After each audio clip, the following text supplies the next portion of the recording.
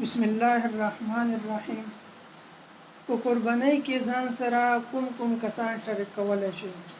زما عزتمندو، قربانۍ کې به ځان سره هر هغه کس شریک کړي چې هغه ولا نیت هغه د الله رضا وي، چې زه د قرباني کوم د الله رضا لپاره کوم، د غوښې نیت ورکې نه وي، بل څه نیتونه ورکې نه وي کړي، خالص د الله رضا نیت وي ورکې، نو دغه کس ځان سره شریک کولای شي. او بل خبره دا ده چې قربانۍ کې به ځان سره مسلمان، صحیح مسلمان هغه شریک کړي.